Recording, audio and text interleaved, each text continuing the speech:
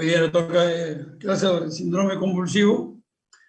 Realmente no voy a entrar en detalle de mayor cosa, de epilepsias. Un tema frecuente en la práctica pediátrica es el problema de las convulsiones febriles. Es lo que más van a ver en la emergencia, si están en un hospital, en el centro de salud, el niño con fiebre convulsionando. Entonces, esta clase la voy a referir más a convulsión febril. ¿Ah? En neurología que ustedes han llevado, han hablado de epilepsia, o algunas particulares, indudablemente para niños, ¿no? Pero decía, este tema de convulsiones febriles es frecuente en la edad pediátrica, menores de 5 años, bueno, según algunos autores hasta 6 años, y eso es lo que vamos a tratar. Hay un PPT, una clase colgada en el aula virtual que tienen el tema como un síndrome convulsivo. Pueden leerlo. Por cierto, no voy a poner preguntas si hablamos de examen de ese PPT, solo de lo que vamos a conversar esta tarde, ¿no? Pero eso es para efecto de que ustedes lo estudien, lo lean, bajar ese PPT. Y si no lo tuvieran en el aula virtual, me avisa Renzo, si no se lo comparto con ustedes sobre síndrome convulsivo en general. Entonces vamos a tratar convulsiones febriles. Como les decía, las crisis febriles, problema frecuente en la práctica neurológica pediátrica, ¿no? Los pediatras vemos pues pues somos los que recibimos los pacientes. Los neurólogos no hacen emergencias, ¿no? No hacen, salvo retenes en algún momento, pero los que vemos los niños somos los pediatras y los médicos generales en sus centros de salud, médicos cirujanos, ¿no?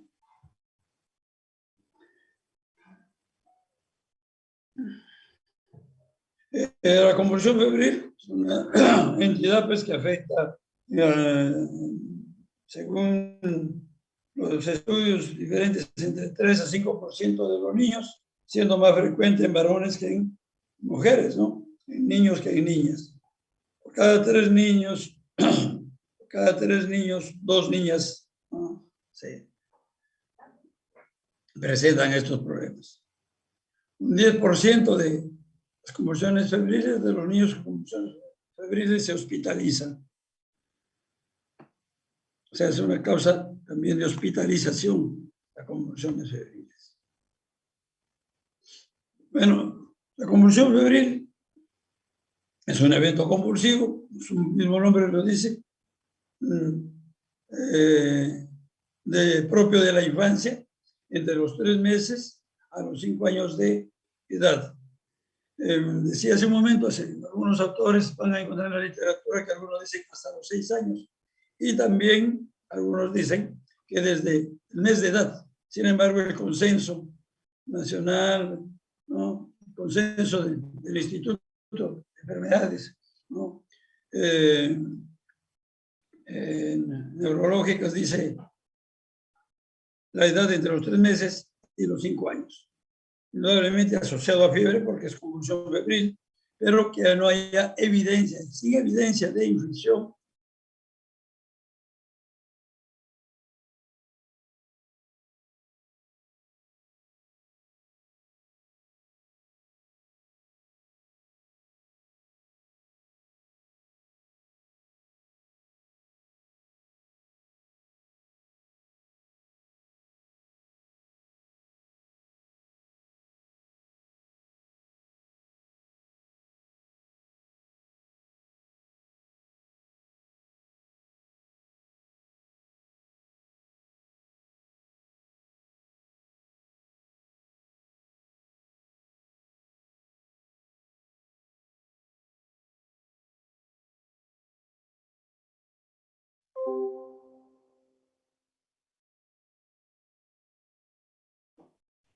¿Me escuchan, jóvenes? Sí, doctor. Desde el punto de vista neurofisiológico, la convulsión febril es una descarga paroxística similar a las convulsiones epilépticas. descarga neuronal paroxística.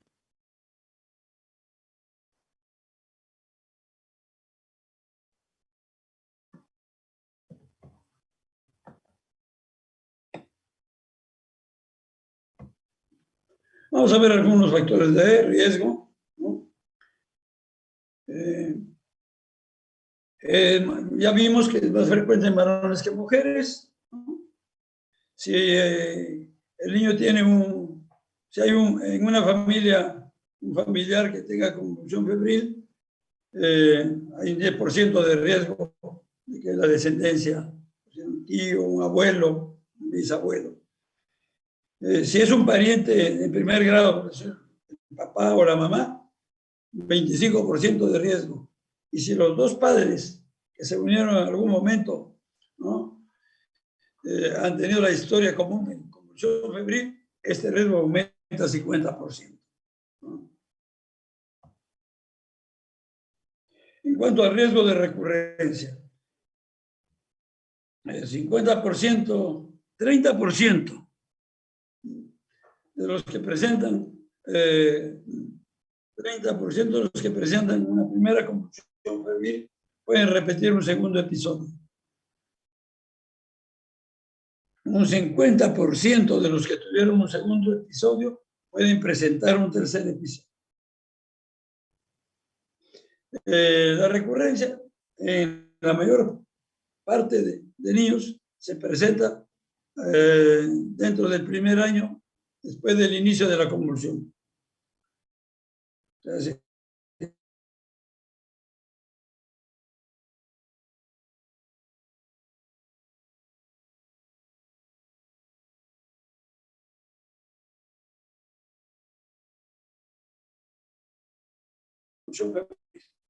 hay las crisis prolongadas, después vamos a ver su clasificación.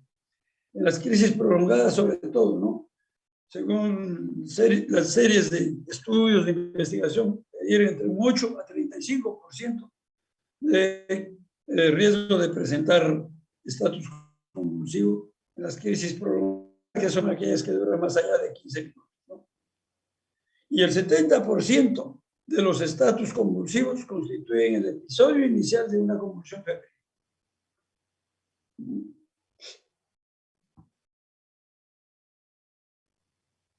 Riesgo de epilepsia. En la población en general hay un riesgo entre el 0,5 al 1%, ¿no? O sea, de 100 personas, de 200 personas, 1 a 2 pueden presentar epilepsia, ¿no? Ese es el riesgo. Sin embargo, en los niños que presentaron convulsión febril, el riesgo se duplica hasta cuadriplica, ¿no? Se incrementa en un 2 a 4%. A mayor factores de riesgo,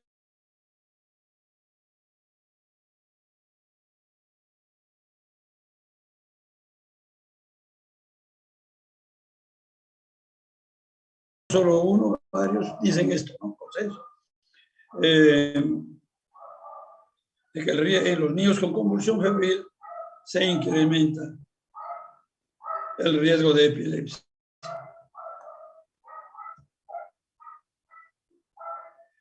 En cuanto a la descripción de las convulsiones febriles, los tipos, pues la mayor parte de estas convulsiones febriles, de 80 a 90%, son generalizadas tipo tónico-clónico.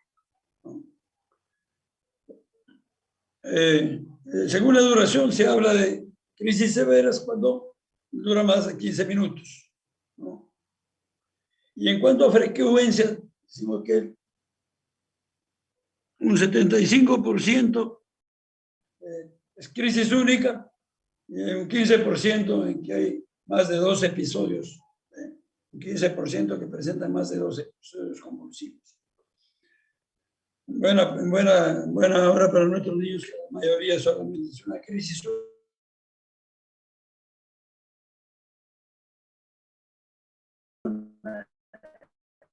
única, y como vamos a ver más tarde, no deja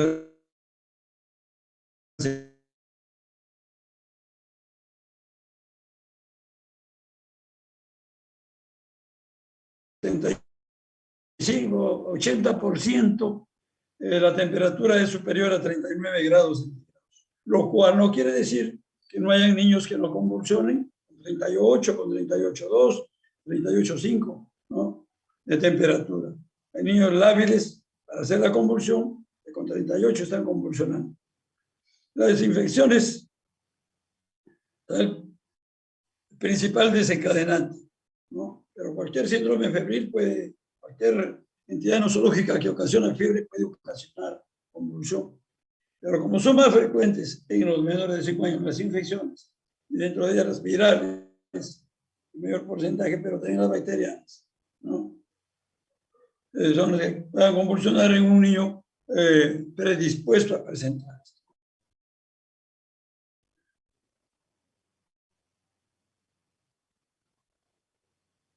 En cuanto a episodios previos, de que alrededor de un 25% de los niños con crisis severas tuvieron 1 a 2 episodios de convulsión febril previos. Y un 50% habían tenido más de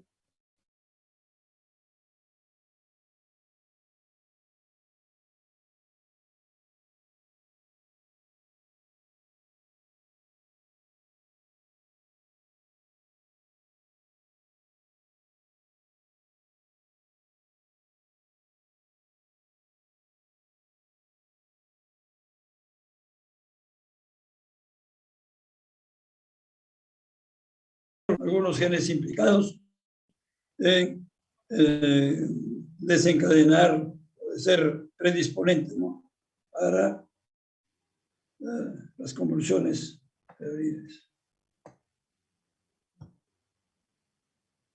Características clínicas de las convulsiones.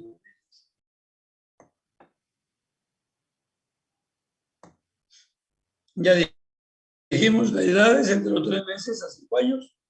Y el 80-85% dijimos son convulsiones tónico-clónicas generalizadas. El 90% de duración no va más allá de 15 minutos, ¿no? No va más allá de 15 minutos. Un 10% más de 15 minutos, ¿no?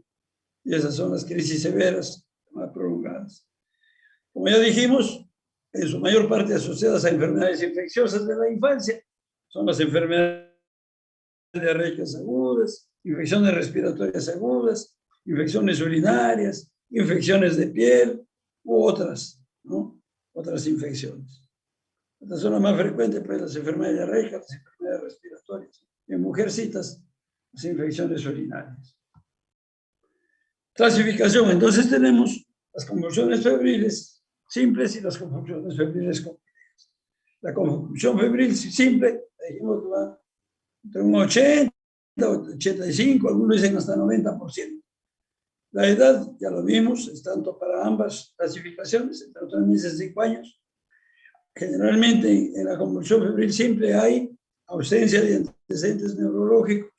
Las convulsiones, como ya dijimos, en su mayoría, en estas simples son tónico-clónicas generalizadas, duración inferior a 15 minutos, es única, ¿no?, el electroencefalograma normal y una posibilidad recidiva de 30 a 33%, ¿no? Una tercera parte, entonces, de los niños que presentan una convulsión febril simple podrían tener recidiva, ¿no?, un segundo episodio. La convulsión febril compleja va entre un 20 a 10%, ¿no? Puede haber antecedentes de encefalopatía previa. Generalmente son convulsiones parciales o hemigeneralizadas, que inician como parcial y se hemigeneralizan, o sea, van a medio cuerpo, ¿no? La duración es mayor a 15 minutos. En el electroencefalograma pueden haber algunas alteraciones, pero que son inespecíficas, ¿no? Y la recidiva es mucho mayor, hasta un 50% de recidiva en estos casos, ¿no?, en este tipo de convulsión febril compleja. Riesgo de secuelas. Realmente las convulsiones febriles, aun cuando sean recurrentes, pues, son de evolución benigna. no se en muchos estudios no se ha evidenciado en el seguimiento que hayan trastornos neurológicos secuelares, ¿no? Ni menores siquiera. Las convulsiones febriles complejas, es que duran más de 15 minutos, ¿no? Si no hay antecedentes neurológicos, la mayoría tienen una evolución favorable. La normalidad neurológica previa sí condiciona, ¿no? Es el mayor factor predictivo de déficit neurológico postconvulsivo. Pero los que no tienen y hacen una convulsión febril compleja, su evolución puede ser favorable sin mayores alteraciones neurológicas. Casi no hay muerte por convulsión febril, ¿no? Simple, no hay muerte, y en compleja puede ser ínfima debido a complicaciones que trae la propia convulsión, ¿no? Aspiraciones, sobre todo eso, ¿no? Aspiraciones o secreciones en la cavidad faríngea que no permita que asfixie, ¿no? O si hay aspiraciones, neumonía secundaria, la neumonía por aspiración son neumonías graves, ¿no? Se aspira de la boca los anaerobios y puede ser fatal, pues, ¿no? Pues más es por las complicaciones agregadas, o salvo que esta sea de mucha duración, llegue a un estado, no se controle y también tengamos problemas. El diagnóstico, como en todo el día, lo primero es clínico, ¿no? Clínico. Una buena anamnesis, un buen examen físico, ¿no? Hay exámenes de ayuda, ¿no? Puede ser la punción lumbar, ¿no? Para estudiar el líquido cefalorraquídeo, determinar si hay o no una meningoencefalitis y decir que la convulsión es por esta entidad y no convulsión por la fiebre en sí. Puede ser el electroencefalograma. Ahora tenemos imagenología.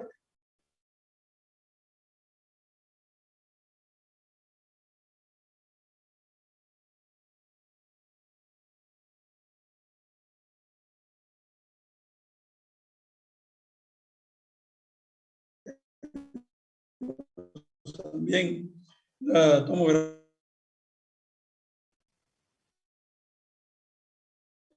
con convulsiones que pueden presentarse coincidentemente en una enfermedad febril.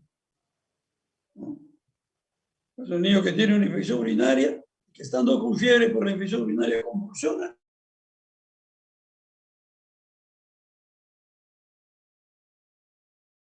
No sabemos, ¿no? Con factor hereditario para una epilepsia y que hace su primer episodio coincidentemente cuando tenía fiebre por una infección. Entonces, eso no sería una convulsión febril. Bueno, fenómenos paroxísticos no epilépticos, ¿no? Bueno, también los escalofríos pueden confundir, ¿no? El delirio febril no es muy frecuente, pero se ve en algunos niños, ¿no? Sobre todo en los mayores, en los 24, 5 años, ¿no? Niños más grandecitos, o sea, de esta edad de la convulsión febril, que deliran, pues hablan de incoherencias mientras están con la fiebre, ¿no? Y asumen posiciones que uno puede pensar que son convulsiones y realmente no es eso. Y generalmente se presenta con fiebres altas, ¿no? 39 más 40. Y también el hecho de que hay una convulsión asociada a fiebre, o cuando un niño tiene fiebre, puede ser una epilepsia que se desencadenó en ese momento, como ya dije anteriormente. Entonces no hay que quedarnos de frente con convulsión febril, sino que hay que estudiar a ese niño que presenta una convulsión con un episodio febril, ¿no? En forma inmediata, si es que esto se repite o estamos sospechando que haya una meningoencefalitis, porque es una urgencia el manejo de una meningoencefalitis. O si hay antecedentes de epilepsia en la familia, controlar el proceso infeccioso, controlar la convulsión, la fiebre y hacer los estudios pertinentes, ¿no? Si es que es un paciente que vemos por primera vez, tiene antecedentes de epilepsia, de repente el manejo de su epilepsia también de repente dejó de tomar su medicación. Esos casos están en la anamnesis y una buena investigación, una buena exasperación.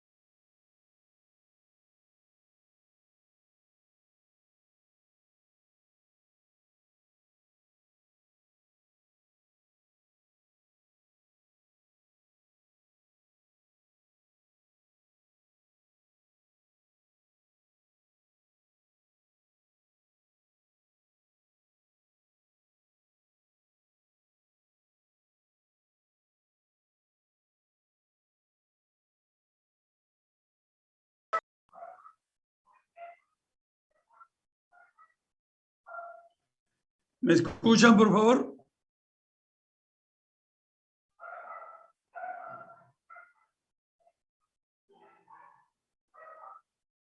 Doctor, de repente por su cámara también se le para cortando el internet. A ver.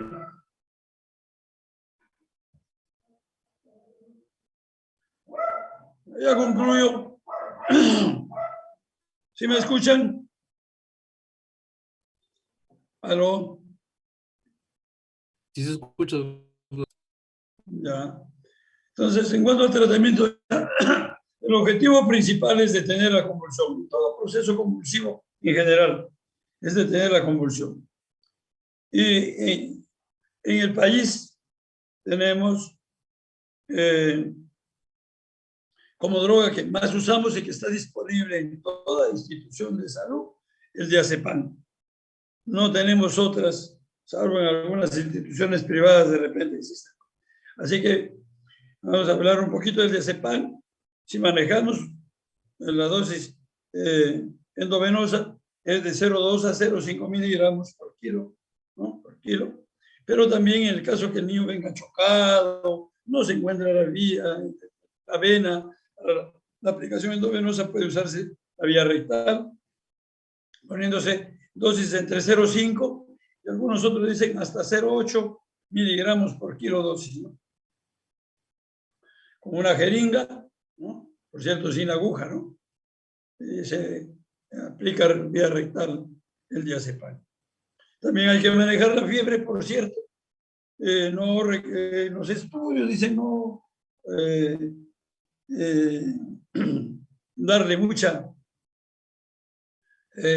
prioridad a la fiebre. Sin embargo, los padres vienen, cuando uno se enfrenta a un niño y dice, está con fiebre, eso le va a pasar nada, la convulsión, y puede ser que si es una convulsión febril, entonces hay que tratar de bajar la fiebre. Y podemos usar antipiréticos, incluso hasta endovenosos, si es necesario, dependiendo de los niveles de fiebre, y utilizar los medios físicos, ¿no? Pues, más inmediato es desabrigarlo de alguna forma, porque si está convulsionando, pues tampoco podemos bañarlo con agua tibia. Hay las medidas generales y también dentro del manejo es la identificación del foco infeccioso, el foco que está ocasionando la fiebre. Y ya dijimos cuáles son las infecciones más frecuentes.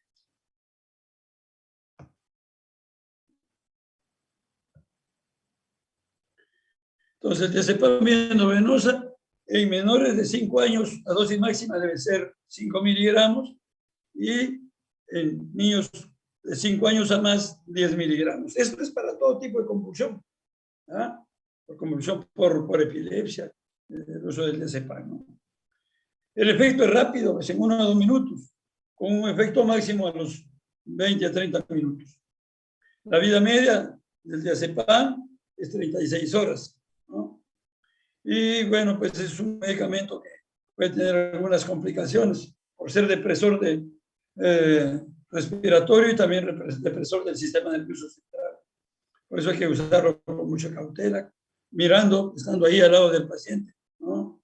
Con su tubito de mayo, con su bambú, por si haya depresión respiratoria, tenemos que hacer reanimación.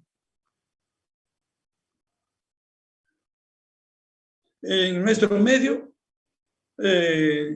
no es frecuente que se presenten complicaciones, sobre todo de depresión respiratoria, pero se describe y hay que tener presente. Sí, depresor del sistema nervioso, sí, eso sí. Somnolencia, aunque no es mucho tiempo.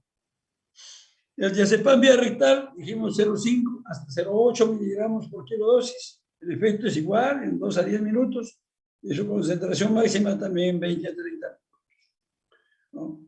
Entonces, si no tenemos acceso a vía endovenosa, tenemos opción de la vía rectal.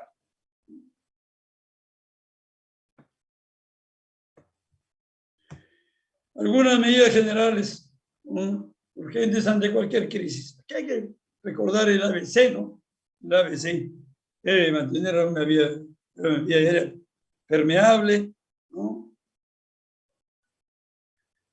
Generalmente ponerlo al paciente, si es posible, en decúbito lateral. En niños mucho más fácil pues, que en adultos, ¿no? O en niños o en adolescentes, en niños pequeños, poner decúbito lateral. Retirar cuerpos extraños que pueda tener en la boca, colocar un tubo de mayo, ¿no? Un tubo de mayo y aspirar secreciones, ¿no? Porque en las convulsiones ustedes sabrán que hay, pues, se alorrea, ¿no? Entonces eso puede tapar la vía respiratoria, producir asfixia, producir la muerte. Entonces aspirar secreciones es que se presentan y ponerlo de costado para que las secreciones caigan hacia ese lado en el que se lo ha acostado el niño en la boca y no obstruyan la vía respiratoria. Es importante proteger al paciente, evitar lesiones, ¿no? Traumatismos o caídas. Entonces, estírale el dedo gordo para que no convulsione. Nunca debe hacerse eso. El niño está convulsionando, ¿no? Entonces, hace sus movimientos tónicos, clónicos, no podemos detenerlo. Pues, oye, no convulsiones, no. Podemos generar hasta fracturas, ¿no es cierto? Y tratar de evitar que no se golpee, pues, ¿no? Que no sufra lesiones. Valorar si es necesario la administración de oxígeno, ¿no? Puede utilizar una mascarilla para administrarlo. Importante canalizar pues, una vía venosa, ¿no?, para la infusión del diazepam o de rehidratación u otros medicamentos que sean necesarios, ¿no es cierto? Y además porque no sabemos si este niño va a presentar recurrencia, ¿no?, de las crisis en forma inmediata y hasta que despierte puede usar el diazepam, ¿no?, que le ha producido la depresión del sistema nervioso central. Ver si se despierte bien, retiramos la vía y mientras tanto lo mantenemos hidratando. Es importante monitorizar las constantes, los signos vitales, ¿no? Presión arterial, temperatura, frecuencia respiratoria, frecuencia cardíaca. Es importante en la anamnesis hacer preguntas sobre si ha estado recibiendo algún tratamiento previo, ¿no?, antes de llegar al hospital. ¿Y para qué? Todo tratamiento que haya estado recibiendo, ¿no? También es importante, niños pequeños, puede haber hipoglicemia, ¿no es cierto? Control de glicemia, ¿no? Puede ser mediante hemoglucotest o extrayendo sangre de vena central, ¿no? Es importante esto. Es el primer episodio también de algún trastorno metabólico, ¿no? Sobre todo la hipoglicemia, que es más frecuente. Bien, son algunas de las medidas generales. Un repaso de convulsión febril y sobre todo, como ustedes han visto, le he dedicado a definición y a factores de riesgo, ¿no? A factores de riesgo. El manejo, repito, es orientado a detener la convulsión. En todo tipo de convulsión es detener la convulsión. ¿Y qué tenemos a la mano? ¿Qué es lo que debemos tener en todo sitio donde estemos cuando vayan a su serum, ¿no? en las emergencias, diazepam no debe faltar, ¿no? Diazepam no debe faltar. Y si llega a estatus, es necesario pues, tener otras drogas, como fenitoína, tener su dextrosa, su cloruro de sodio para ponerle su vía, ¿no? Tener sus jeringas, pues todo en el coche de emergencia, ¿no? Sea en el centro de salud, sea en la emergencia misma, en los hospitales, en el centro privado, ¿no? Y hay que repetir, es uno de los problemas más frecuentes de la práctica neurológica pediátrica, que llegan a la emergencia estos niños. Por tanto, hay que estar enterados. Bien, ¿alguna pregunta?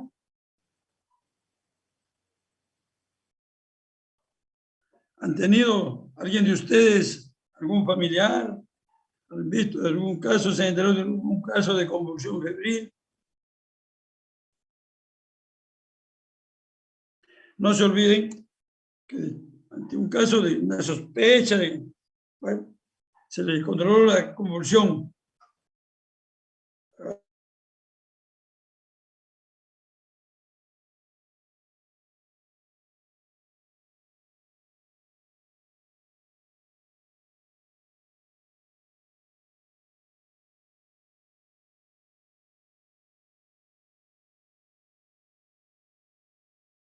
De repente tiene una epilepsia, ¿no? Si es normal, no hay problema, pues yo convulsión febril, estudiarlo entonces al niño. Muy bien. ¿Alguna intervención, alguna pregunta?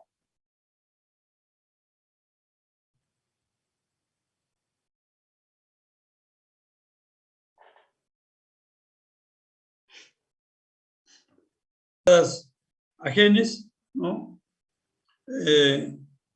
Dentro de las convulsiones de la infancia en niños, ¿no? Asociadas por causas genéticas, ¿no? Como estas convulsiones febriles que en algunos casos, en su mayor parte, son asociadas a genes.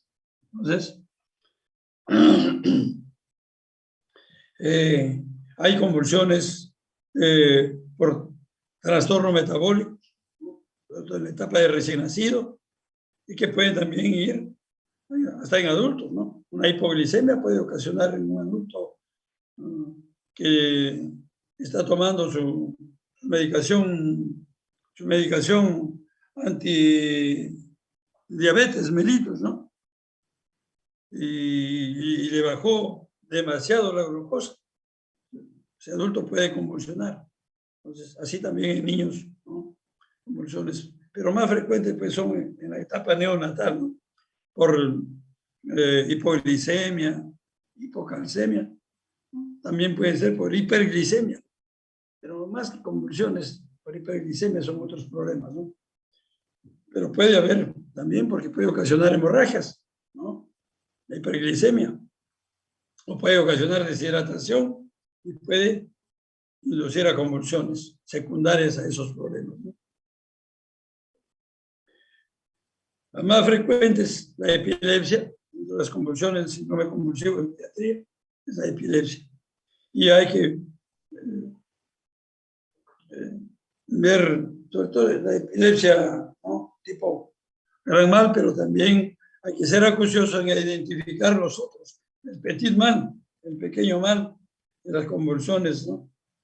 En los menores de 2 meses, que pueden ser convulsiones sutiles, ¿no? Chupeteo, menores de 2 meses. Chupeteo, un movimiento palpebral, de repente no nos damos cuenta que está que mueve los deditos, por ahí pensamos que lo mueve repetidamente, es una convulsión, ¿no? En estos niños pequeños. Bien, ¿no hay alguna intervención de ustedes entonces?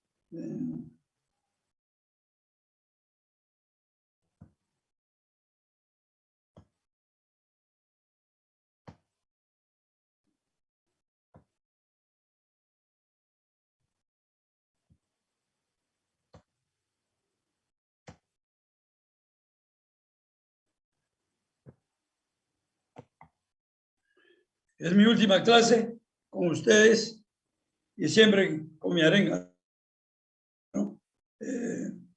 estudien, prepárense, cumplan sus objetivos de vida, este objetivo de vida de hacer una profesión, aún con las circunstancias que han pasado casi 3 años, ¿no? De sus clases virtuales, pero esto no sea óbice para que ustedes sigan preparándose de una forma y en el momento que ya empiecen las prácticas, ya creo que en su próximo ciclo, ¿no?